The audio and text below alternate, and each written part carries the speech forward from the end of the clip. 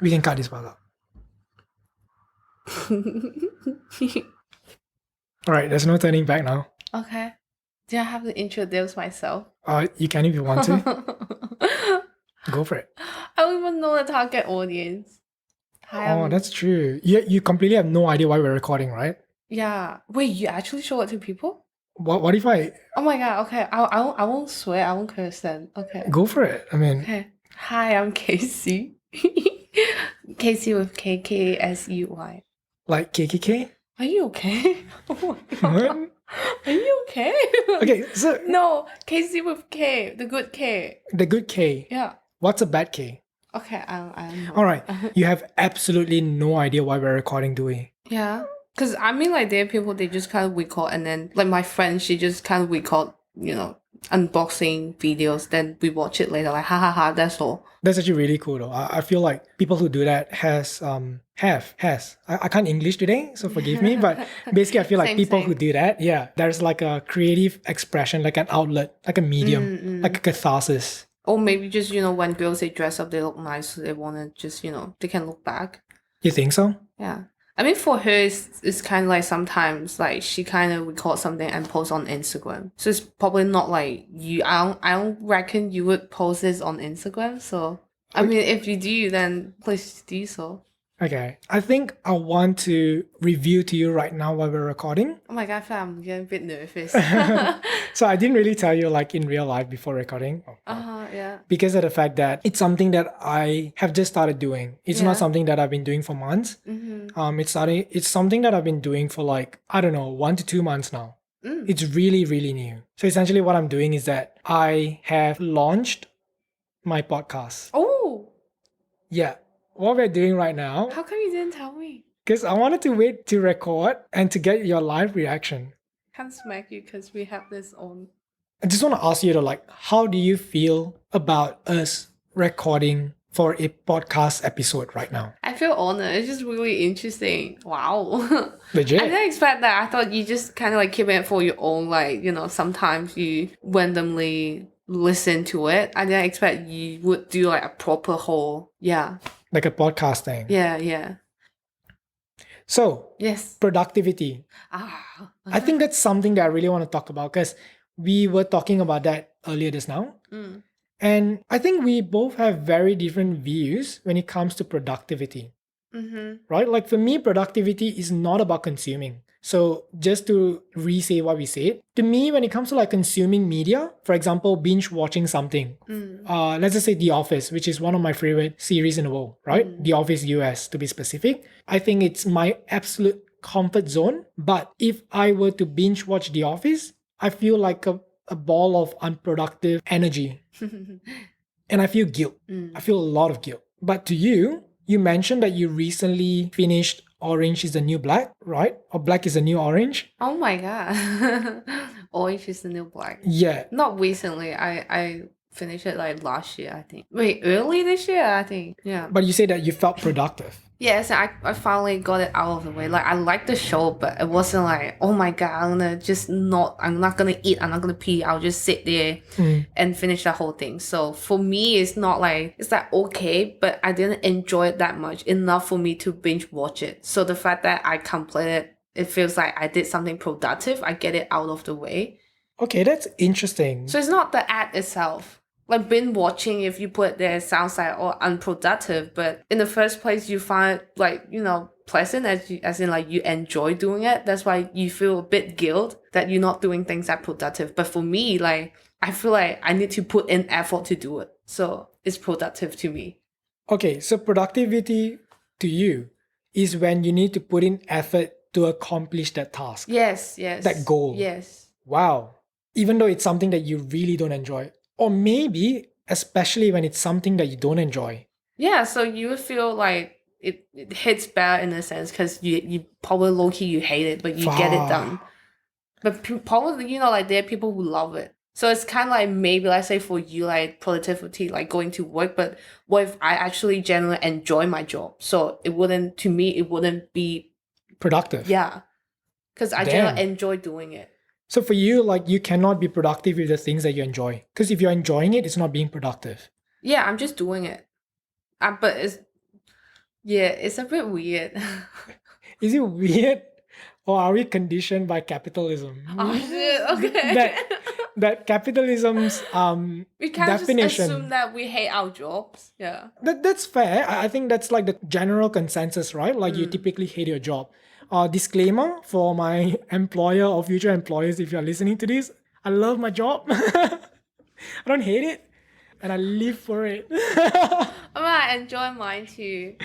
Fair enough. And what's your job? You wanna share with the audience? Do I have to be honest? Or you don't have to be. You can just say like I don't know. I work in healthcare, Okay. and I genuinely enjoy it. That's why like I don't mind working overtime because I feel like that's something that even I'm off from work, that I would just randomly like probably come across that, oh, that's interesting, I would read it. So I wouldn't necessarily think as in like, oh my god, I'm working overtime. Oh Yeah. shit, that's really interesting. Because for me, it's like the complete opposite. Because of the fact that I'm quite aware, like in my previous role, I felt like I was so overworked Yeah. to the point I got burnout in a few months into the role, which is really unhealthy. And because of the fact that I was burnt out a few months into the role, it wasn't a sustainable sort of like plan moving forward, right? So when I attained this new role, or when I transitioned to this new role, I very, very, very consciously did my best to practice and implement strategies to balance work and life. So even though I really am tempted to do my work after work, because of the fact that I can be more productive and I can attain my KPIs faster or better, whatever, I consciously stop myself knowing that I need to maintain this work-life balance to be sustainable in my role. Because if I were to not do that, I might perform for like 2-3 months, and I feel like my determination would be wane throughout the way. And I feel like your job is kind of like mental health plays a really big role in your job. It's not like just other kind of jobs like IT, like bank, or like it's not that health focused, but your job itself, like we're all about mental health, like your own self-care. So it's like it's more important now considering your new job. Like if you're working, like let's say if you're working in other field, then you probably wouldn't be that conscious. Yeah, I think that's fair though. Yeah. And also when you mention self-care, right? I want to ask you, what do you do for self-care? Aside from like drinking one bottle of red wine per week, what do you do for self-care? I was just looking at it. I was like, you sure? and eating fucking chips. I don't even eat chips that much, to be honest. I sleep a lot.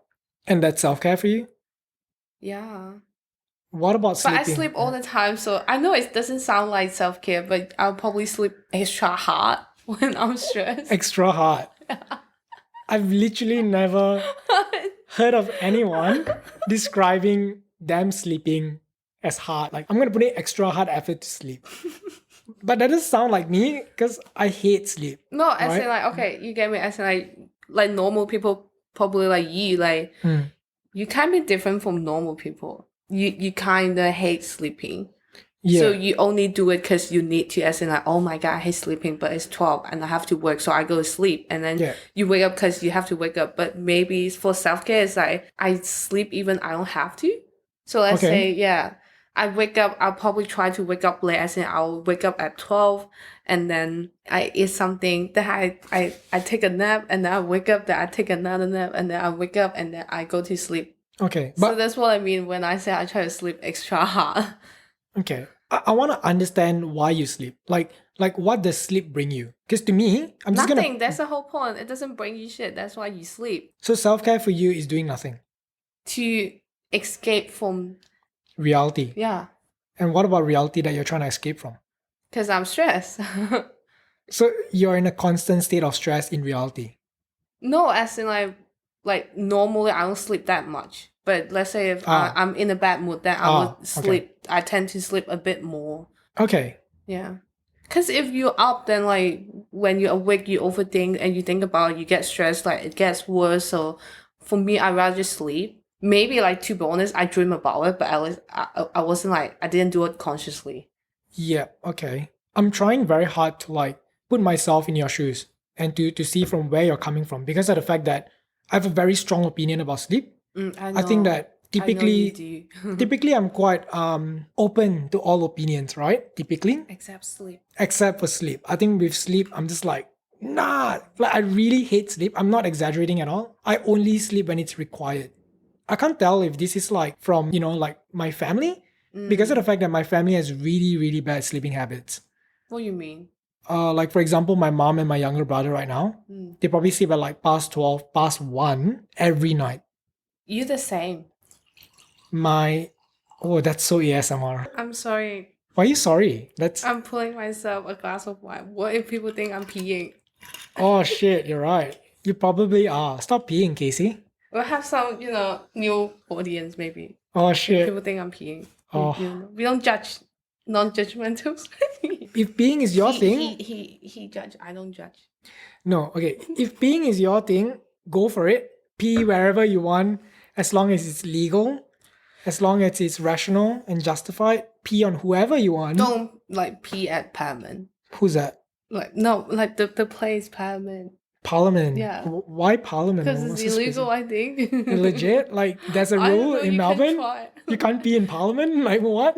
Maybe you can pee, I don't know. They're not gonna arrest you though, but yeah, sleep, yes. Oh yeah, okay, yeah.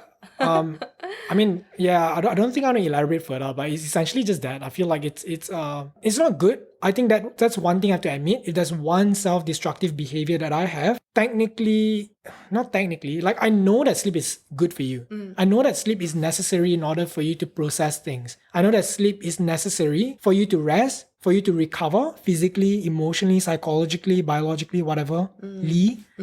But I just feel like there's just not enough time.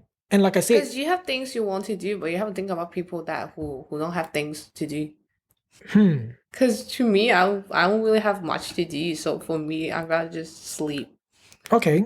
So the cost of sleeping is not as high as yours. Because for you, you have things you want to do, so you feel like the cost of sleep is a lot. Because you have to make sacrifice. In if I'm going to sleep now, maybe I can't watch this episode of The Office, or maybe I'm talking to this person. If we sleep now, then we can't talk about this interesting topic. But for me, I have nothing going on with my life. If I sleep, I sleep. The cost is not as high as yours. Okay. I think my hatred and my avoidance for sleep or off sleep, right? Yeah. Is because of the fact that I might be potentially addicted to productivity. Right? Oh my god. When I mention productivity, you do. It's not because when you mention do you mention The Office, binge watching The Office earlier? Yeah. I think I would feel really bad if I were to binge watch The Office and I sacrifice sleep instead, because I don't view The Office as productive. Oh, okay. You get what I mean? So Yes. I feel when I mention productivity is more towards attaining information.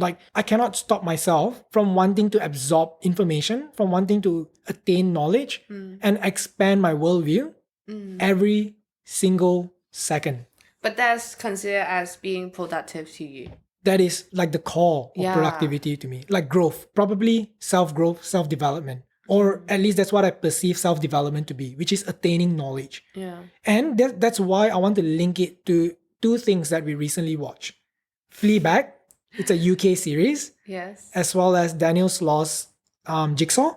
Yes, Jigsaw, a Scottish stand-up comedian. We kept mentioning about how they make us feel very existential. Yeah. And I think my version when I say existential is because that I attain so much new information, whatever it may be, to the point where it's actually changing my framework.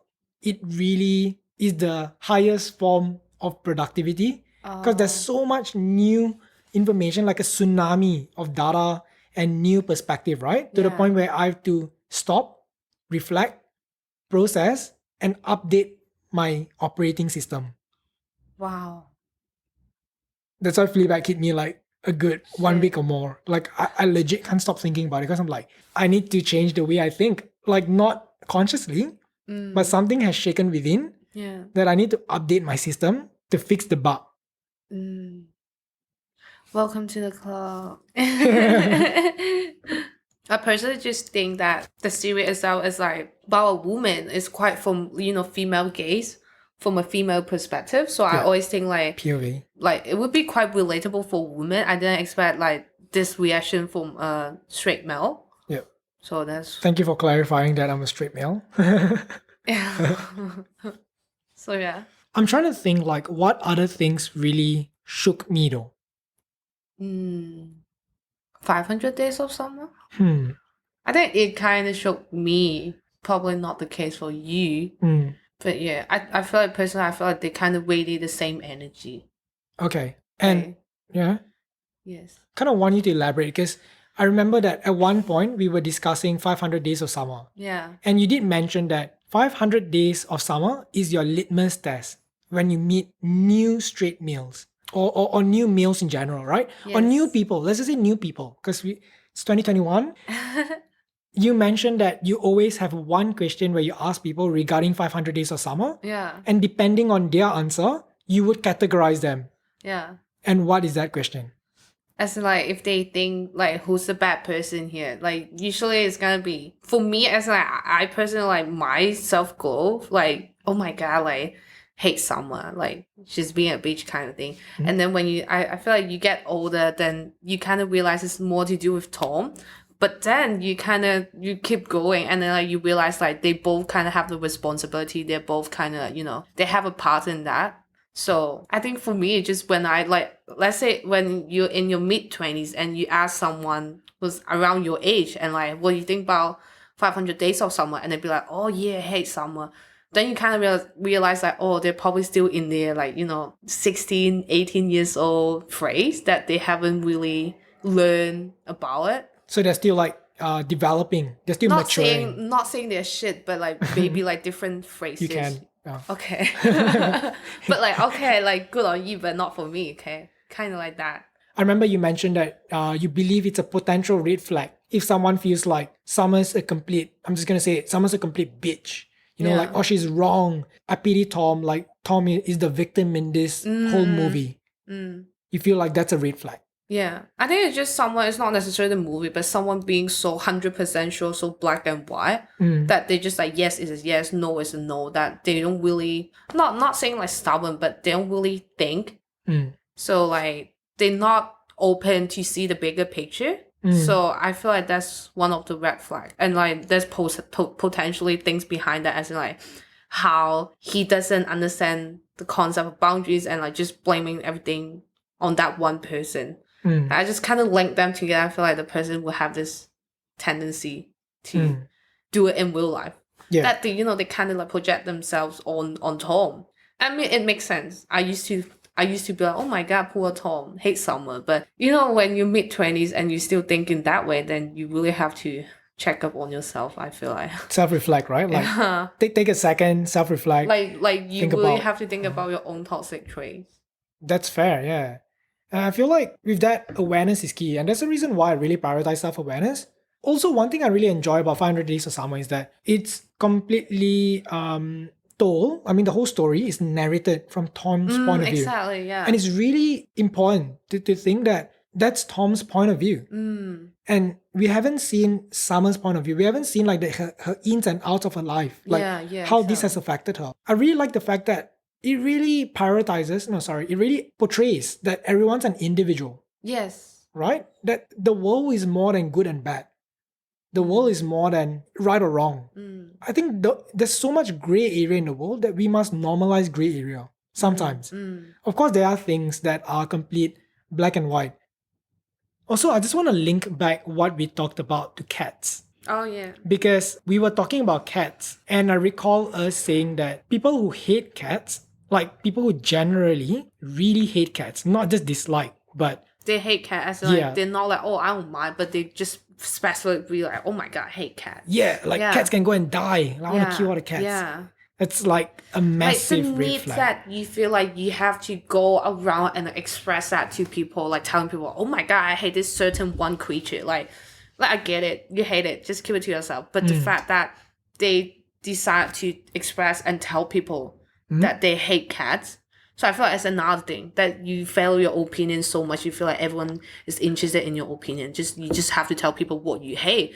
I feel like I would enjoy when someone tell me what they love, but then when saying like it's different from like, oh my God, I hate shiitake mushroom because I don't like the smell. Then I get it, it's your preference, but it's quite controversial. Like when you know, like if I'm saying like I hate puppies, I want to kick puppies, it'd be so bad. They're gonna put me in jail. Do they? Maybe you get what I mean. But Like when, you hate puppies, oh man, you're going to jail, I'm sorry. yeah, but when someone they fail, they feel like the need that I have to tell people that I hate cats when they know for a fact that everybody loves animals. They just feel like I have to tell people, like, this kind of show and how, like, you know, the sign of being not necessarily misogynist. It can be a woman as well, just, you know, anyone that you can't respect boundaries and you can't take no. Yeah. Because I really like your example when you mentioned that people who, like, for example, like dogs, they are typically more, say, open to your approach. Yes, right? yes. Like if you approach them whenever. Yes, However, yeah. more often than not, in comparison to cats, they will be like, oh yeah, thank you, my lord, Yeah. for rubbing my belly or something. But cats will be like, no, I don't feel it right now. Get away, you absolute stinky bastard. They're like humans. They have their up and down. Sometimes they feel like it, sometimes they don't feel like it. So they're just like humans. They have more like emotions that what they want and they know what they don't want. But in comparison, like for dogs, they kind of just like, I'm chill. I'm happy with anything. Do whatever you want, my lord. I mean, I love dogs, but I think I like cats in a way. They're so human. I want to say it because sometimes when I say it, I get judged, but I like how cats, they're just like human. Exactly. I like how they don't give a damn about me, that they don't care about me. Yeah. I love how I have to really put in effort to maintain, to build a Trusting relationship. To get a cat to like me. Yes, build rapport. Yeah. Healthcare. Yes. Healthcare, yeah. You know, to build rapport. But for dogs, it's easier. I kind of feel like it's too easy. Like this satisfaction, you know, that sense of achievement. Right. Doesn't feel as good. Okay, that sounds so weird. It doesn't sound weird. I'm literally That's really talking about cats and dogs. I feel like, oh my god, what a sense of achievement. No, I don't think that's weird at all. Because in the end of the day, we're all beings, right? And we're all living beings. That's what's more important. And I do agree with you. Of course, just want to put a disclaimer that I don't think I judge anyone who don't have a preference for cats. That's perfectly fine. You be you. Right? Like, if you like shiitake mushrooms, good on you. If you don't like shiitake mushrooms, what's wrong with you? No, I'm just kidding. But I think I understand now. If you don't like cats, that's perfectly fine. That's your preference. Yeah. But if you do not like cats for the reason that, oh, when I try to approach cats, they don't like allow me to do this and that to them. Yeah, imagine Or someone be they like, don't do this and that when I ask them to do it. And I don't like cats because of that. And so I'm just like, oh, that's... like exactly what you said. But imagine if someone is referring that to humans, like let's say a woman or a man, then you would say, oh, that sounds really messed up. Because, but and toxic. When they're talking about cats, people be like, fair. But it's not. Kind of like the concept behind it. If you apply that to humans, like the way they treat human, like the way they treat cat, that's how they think about like people who reject them. Who set up boundaries. They, you know, it's pretty messed up. Just, yeah. It is, but also one thing very important is that it really depends on that individual, how they view cats, how they perceive, and how they put cats on like the hierarchy, if there is one in the first place. Oh, yeah. Because to us, we might view cats, humans, on the same field, right? But maybe some people view cats as pets. Yes. And when you want to put pets, there's like that hierarchy to it. Yeah. You own the pet. Okay. Or you care for the pet. As in like you are responsible for the cat or the pet. Yeah. Not the other way around. That's why they kind of go, oh my god, like this cat, I feed you, like I give you a place to stay, I'm so nice to you, but you're not giving back, as in like, how dare you as a pet. But you know, it's the same way when parents say stuff like that. Oh shit. Yeah. So you get what I mean? Oof. Like now if you put it that way, it's basically the same thing when people see human as pets, when people see pets as humans. Yeah. Yeah. That makes sense because some parents parents see, say stuff like that. Yeah. Some parents or... Why are you so ungrateful? I feed you, I give you, I pay for your school. Like, why are you so ungrateful? Would you say that's Asian parents or parents in general? Just parents in general, but I feel like it's quite often among Asian parents. It's more widespread, right? Like in Asian parents, because I feel like it's very common. Like amongst many of my friends, we all have like very similar experiences where parents are just like, they own you. Yeah, exactly. Like you're their product. Technically, we are their product. We came from, you know. But at the same time, it's just how like Asians, we kind of have that concept that we are not individuals. We're always in a group. Collective. Yeah, exactly. And I hate that actually. I'm not gonna lie. Yeah. But at the same time, that's good and bad. Like potentially, based on that, we would probably perform a bit better in group work, group projects. And we tend to be like able to empathize with people because we consider ourselves as a group. Reputation kind of thing. Okay. But it's a really long story. It's much bigger. It's a whole new topic to discuss in itself, I think. Like, if we were to talk about Asian parenting, something that I've been so passionately... Asian parenting. Yeah, something which holds so close to your heart, to your home. I can't even English. Something that hits so close to home. Yeah. We can talk about it for hours easily. Yeah. Maybe we shouldn't open that can of worms today. Yes. But yeah, cats. Oh my god, we were talking about cats and then we just jumped to Asian parents. Yeah. See, everything's linked. Everything's linked. Yeah. And it kind of explains why my parents don't like cats now I think about it. Because it makes sense. Asian parents, they can't take no. It really makes sense. Or they can't take like... There's no boundaries. Why are you closing your door, Yeah. So it would make sense why they like dogs better than cats. Yeah, like, hey, I'm providing for you. Why aren't you like, they want the same thing, yeah. Funny things that I reckon my parents, they're not fans of pets in general. Like, they don't hate pets, don't get me wrong, they don't hate animals. But they're just like we already have kids, anti-pets. why we want pets? That is a good point. We have human pets. I am the pet. Yeah, exactly. I have human pets. Why I need a dog or cat? Yeah, they probably feel my like... dog can poop by herself. They probably feel like, oh, I already have like a couple of pets at home or already left home. And... They didn't provide what I need back. Why do I need to get another pet for that? Yeah. See, people treat pets like humans. They treat humans like pets. Ooh. Yeah. Okay. Not necessarily parents, though. But yeah, that's fair enough, though. Just in general.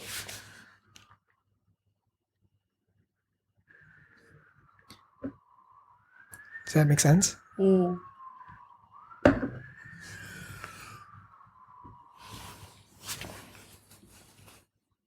Do you still want to continue this or you want to stop? Up to you. You're the boss. Oh man.